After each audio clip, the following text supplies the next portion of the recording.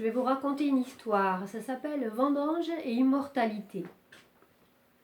À 45 ans, Dino se sentait enfin heureux.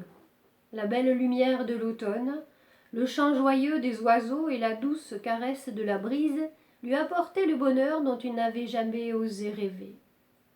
Le travail de la vigne qu'il découvrait lui apportait un réel plaisir.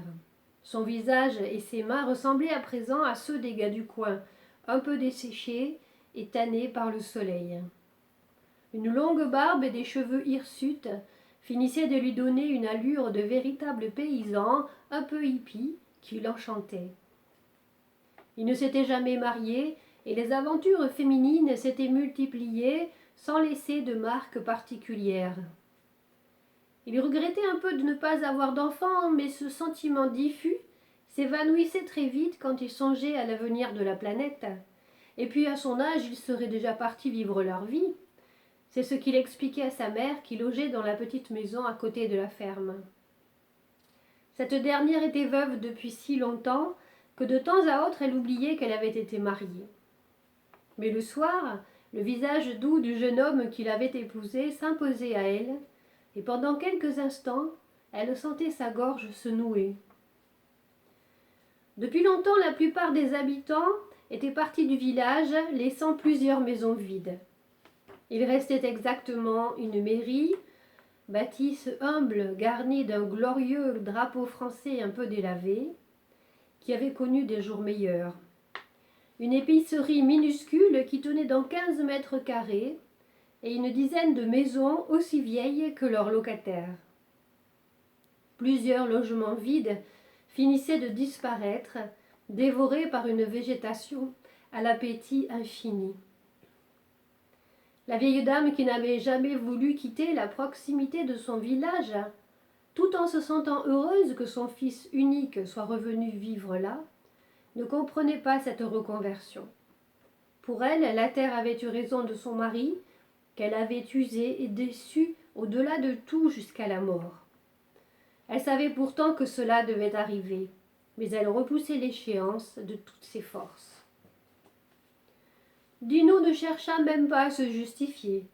Il avait tenu cette idée secrète pendant 20 ans. Il devint évident pour lui qu'il se devait de reprendre la ferme de son père après sa carrière d'assistant dans le cabinet d'un juge.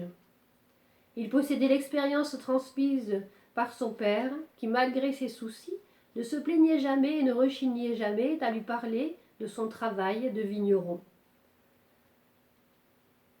Dino envisageait la vigne et ce que cela impliquait avec bonheur, comme une évidence. À présent, au milieu de ses vignes, il savourait l'instant. Il se retourna, de haut soleil, et vit dans la lumière une jeune femme aux longs cheveux vêtue d'une ample robe qui approchait. Elle était maigre, les traits tirés, visiblement très fatiguée. « Bonjour, je m'appelle Ariane, j'ai besoin de vous. »« Comment ça ? Je sais ce que vous faites.